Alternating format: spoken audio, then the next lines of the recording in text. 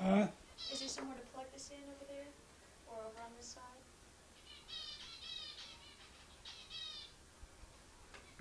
Since all that stuff is plugged in the back. Yeah, you can plug it in back of that chair right there. Be the best, I guess.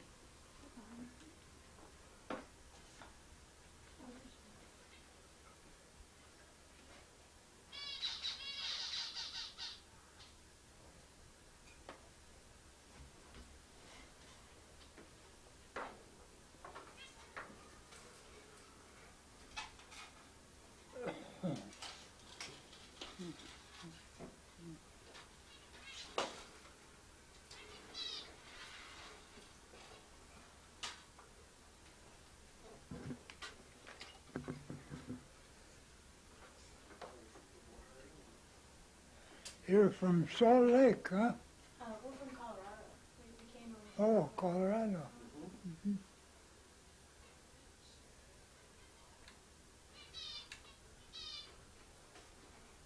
Okay, white sheet of paper. We have color balance. We have a light.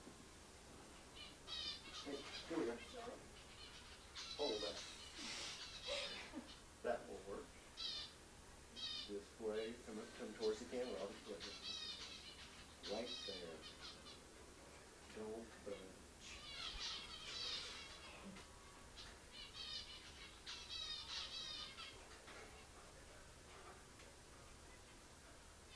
Beautiful.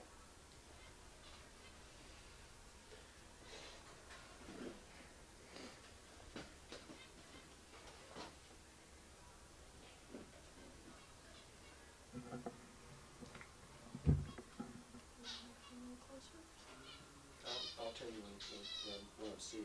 When I'm doing black balance, it does a bunch of things with the screen. Okay, now I can see you. Bring the mic in. Get the papers out. I'm sure there's rubber in it.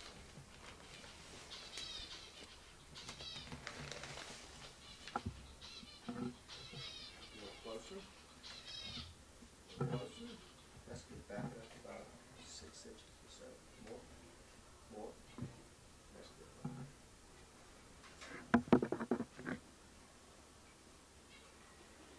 Got it.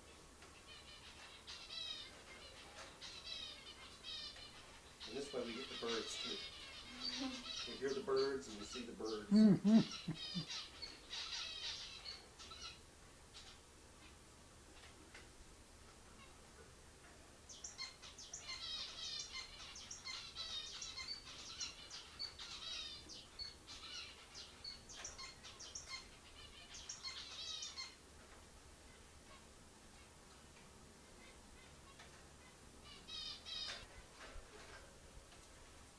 Okay, talk to me. Hmm? Talk to me. I need to get my level here. Been living in Moab all your life? Mm-hmm. Yeah.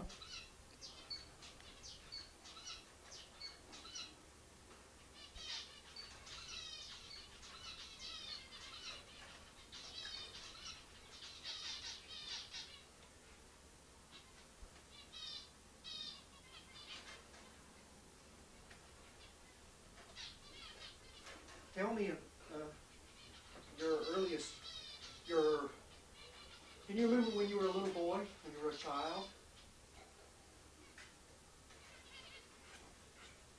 Not too good. I remember when I went to school, it was about as young as I can remember. What was it like here in Moab when you were a child? Mm-hmm. What was it like here? Oh, we'd have a big time. Yeah, balloons and firecrackers, and they had firecrackers. And some big firecrackers, gee, there's big ones. One guy I knowed, he was on Main Street down there, he had some in his hind pocket. Just had a guy come up behind him and lit one of them. And blowed his seat of his pants off. Didn't burn him, just blowed his pants off.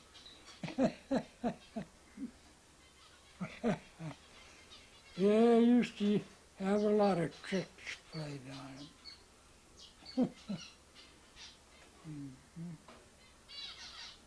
So when did you start working with cattle?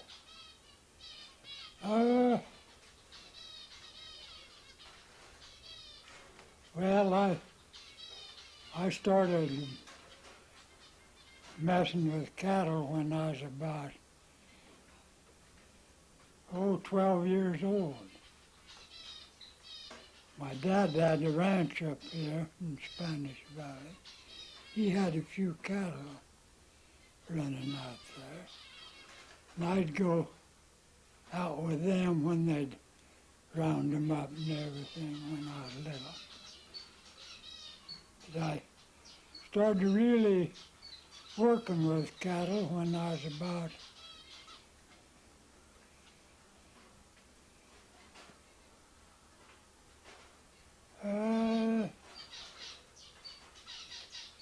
about 16. I went down in Dark Canyon, they called it, with my father and helped there a little bit. They at that time they run 1,200 head in there. That's where I first started. Then they all formed a company. They all went into the Stewart Summerville company. I took in Indian Creek and Dark Canyon and the milk ranch up on the Elk Mountain. Took in all of them into the company. So that made them quite a lot of cattle. So your dad's herd was about 1,200? Mm-hmm. Pretty big herd. Yeah. When he joined the company, then I went to work out there in what they called in Stewart Summerville Cattle Company. And I got along good with the main boss. J.A. Scorp was his name. And I asked him one time, I said, how many cattle do you run in this company? He said, that is a hard question. He said, I can't tell you how many. All I can tell you is I pay taxes on 15,000. That's all I know, he said. That's quite a few cattle. But he said after that, he said, if I was going to guess how many, I'd say anyway 25,000 head. A lot of cattle. A lot of cattle. Mm-hmm. How much would you make? How much money do you think you made off of 25,000 cattle? Oh, gee, I don't know. But I see you got a picture of John Wayne up here. yeah, Did you know John Wayne? I shook hands with him 2 or 3 times. He come down here and made a movie, 2 or 3 movies. Yeah. Yeah, I've seen him quite a few times.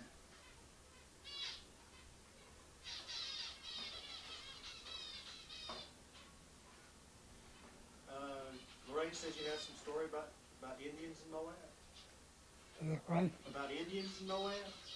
About Indians? He says you had an Indian story to tell. Oh, they used to stop up there in front of my ranch when they'd go through for these. Kind of they'd have something, I don't know what they call them, reunions or something they'd have. Powwow? They have buggies, horsebackers, and all kinds. And they'd always camp overnight right out in front of my ranch up there. Huh? She's telling me about back. And My battery's not. I'd give them hay. We're back again. We're back.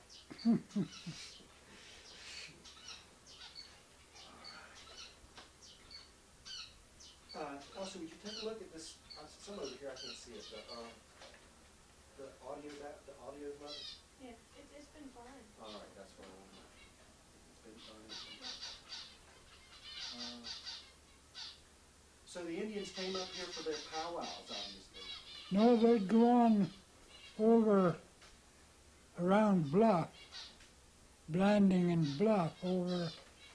They had an Indian reservation. It's still over there, in fact. Right off that way from Bluff. Still there, I guess. Allen Canyon, they called it, where they were. I used to go through there a lot. I was trucking rock salt for cattle company, and I'd go through the reservation on that road up on the mountain.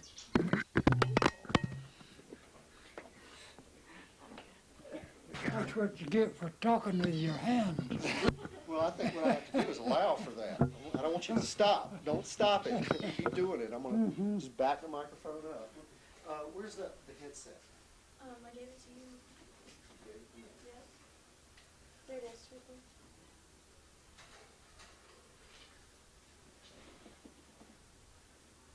Everything's still working. So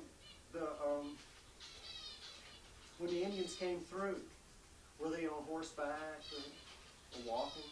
Horseback in buggies, double horses on buggies, single horses on buggies, all kinds. How many? Oh, a couple of hundred of them go by. What did it look like? What did it look like? Just a string of them. They'd stop and stay all night in front of the ranch, and then they'd get up in the morning and away they'd go again. What did they look like? What did they look like? Just regular Indians, had their hair braided. The old Indians had hair braids. Clothing? What they wear? Oh, just overalls and old shirts and things. Yeah, they very seldom find one that could talk English. They could make you understand with their hands and mouth and nose and things like that. I remember one time I was over in Dark Canyon when I first went over there, I guess. I bought me a new pair of cowboy boots. And I done lots of walking in them days, you know. We didn't have shoes, we wore boots. I wore a blister on my ankle,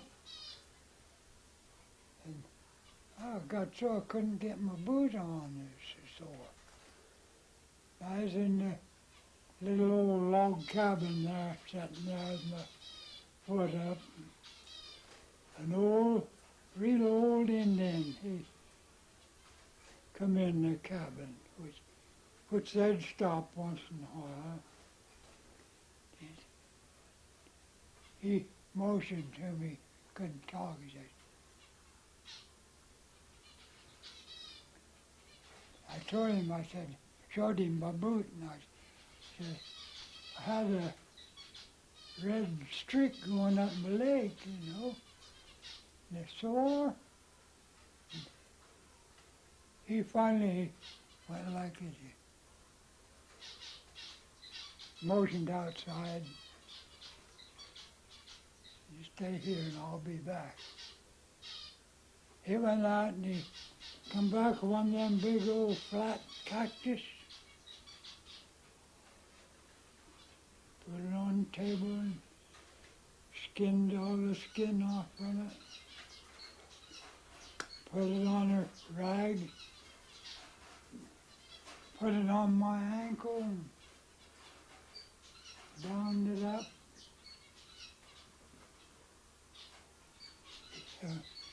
3 days.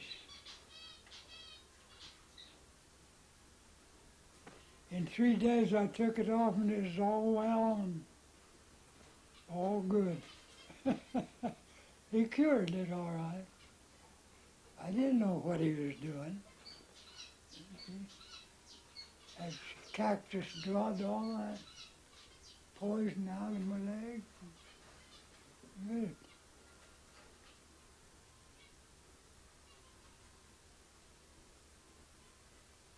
They do lots of things for you, them old Indians. They couldn't talk to you, but they'd make you understand what they wanted. Mm-hmm.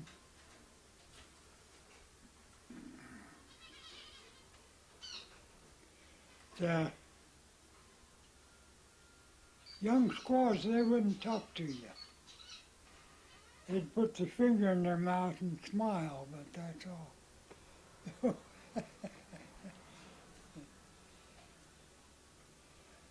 My daughter slipped in on us. Right.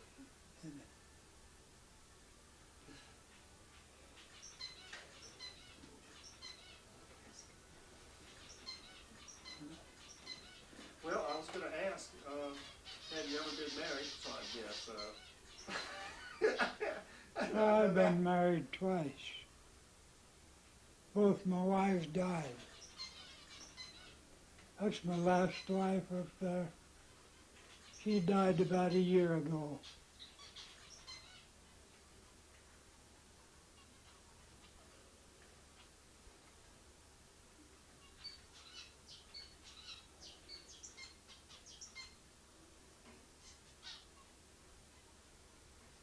Well, you don't remember, you don't even know what that old Indian's name was, do you? The old Indian that helped you heal your foot? What? Do you remember the name of the Indian that healed your foot? Oh, no. I never asked him. That cow outfit we had was just over the ridge from the reservation right there, pretty close. So they'd stop in every once in a while.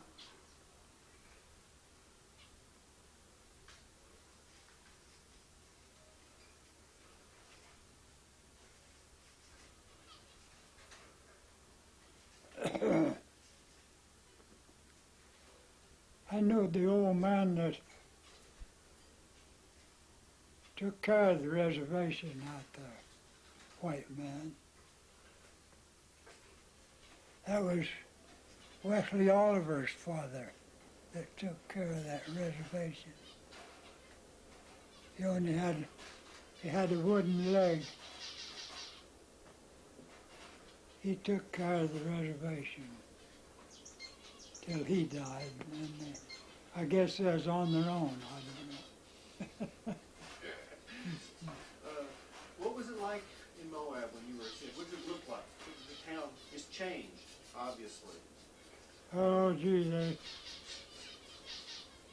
wasn't very many houses. I knowed every house and I know who lived in all of them. Now I don't know nothing. I don't know anybody.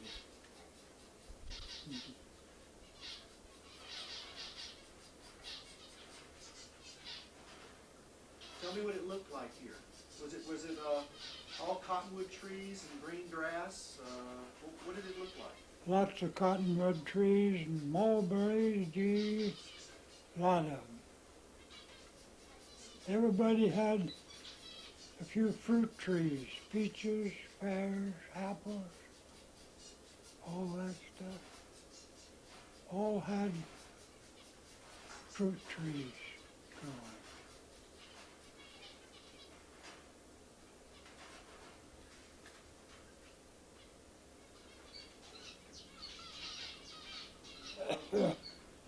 I used to pick apples, pick peaches.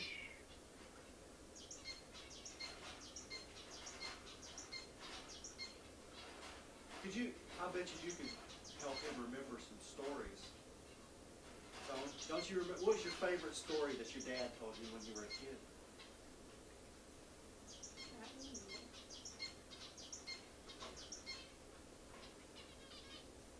Something about the cow herd and what you did on the cow herd. Not losing your horses and all that good stuff. Losing your horses. Huh? You lost your horses? Oh yeah. We'd camp out sometimes 2 or 3 nights at a time. We'd just hobble our horses and let them go, you know. They hardly ever leave the camp very far. This time, I don't know, they ran off and went to the main camp, 14 miles. There I was, pair of boots on.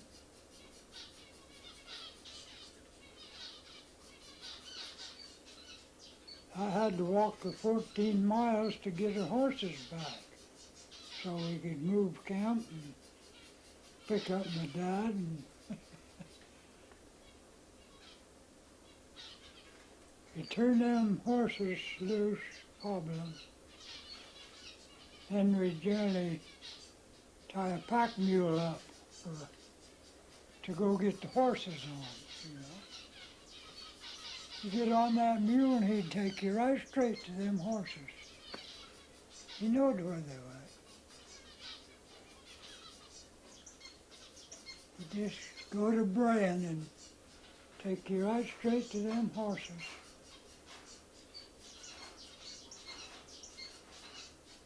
I got lost once. Then up on the winter range, they called it. Trees this thick, cedars and pinyons. You couldn't see no place. That's so thick. I got lost. Couldn't find it. I thought I could see these mountains here. So I rode towards them. Finally, I decided I was looking at the Henry Mountains instead of these mountains. So I turned my horse around and put the bridle reins on his neck and let him go, and he took me right straight to camp. That's the only way I got back.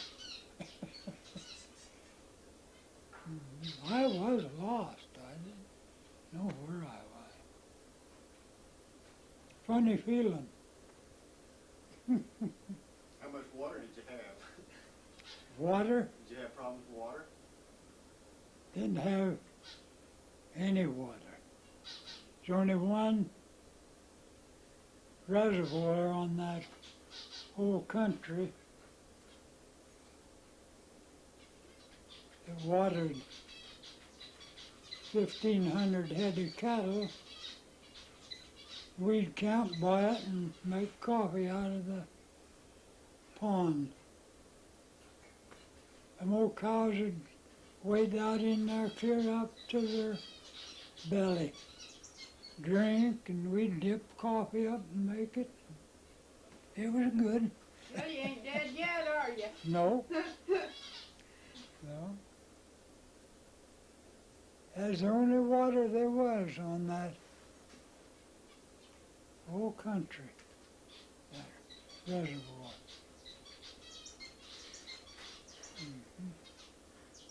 You ever live anywhere else besides Moab? You live here your whole life? Here and down there in Indian Creek, they called it.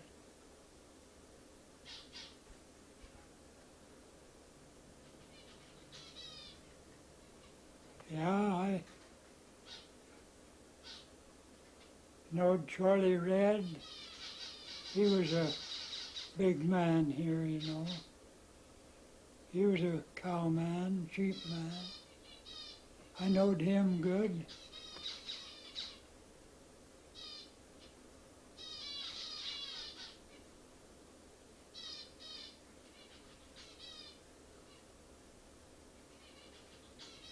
Yeah, I knowed all them old fellers. You know George White? Yeah. Yeah.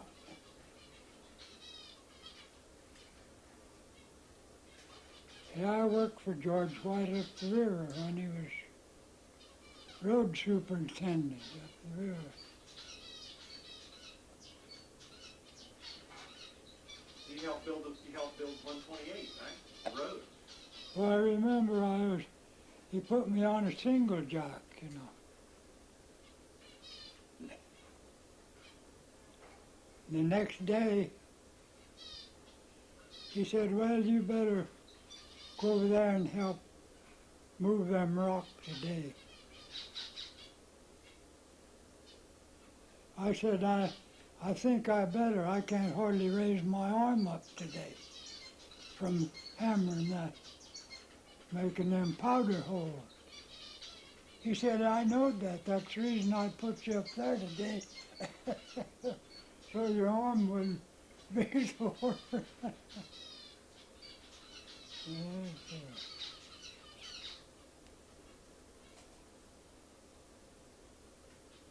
Yeah, George White.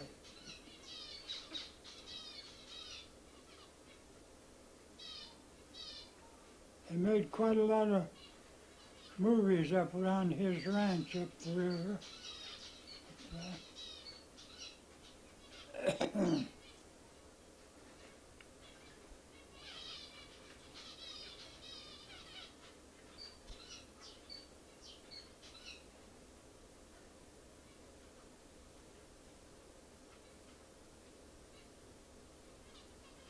You ever been anywhere else besides Moab? Just traveling at all? Oh no, just maybe gone overnight or something. So when I had to go somewhere, I'd go to Grand Junction once in a while and haul some cattle out there and back. And drive around to Paradox and LaSalle and Indian Creek, Monticello. I never was much of a traveler. If I didn't have to go, I wouldn't go. You like it here? Huh? You like it here? Yeah. Yeah, I've rode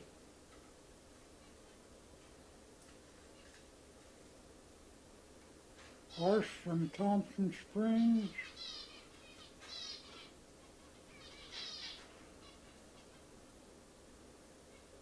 after we'd sell them cattle over there and put them on the railroad.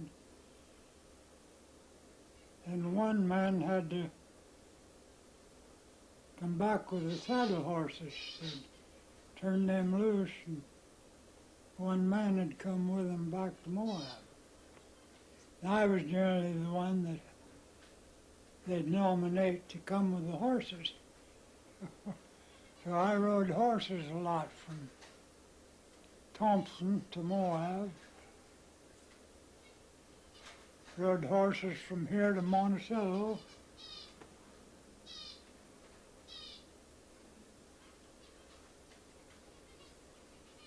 quite a ways back through that.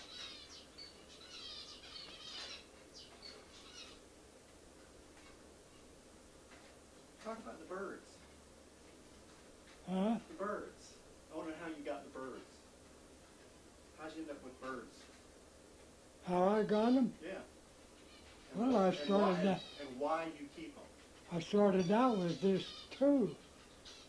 See, my wife had a big old parrot. And he got so mean that she couldn't, every time she'd get around him, he'd bite her finger. He'd bite me every time I got around him. So I couldn't do nothing with him. And she'd get in there and wipe his cage out and everything. And he was all right. Then he got so he'd bite her. So she got me to trade him to the bird mine down here for a pair of these little birds. That's where I got started for her.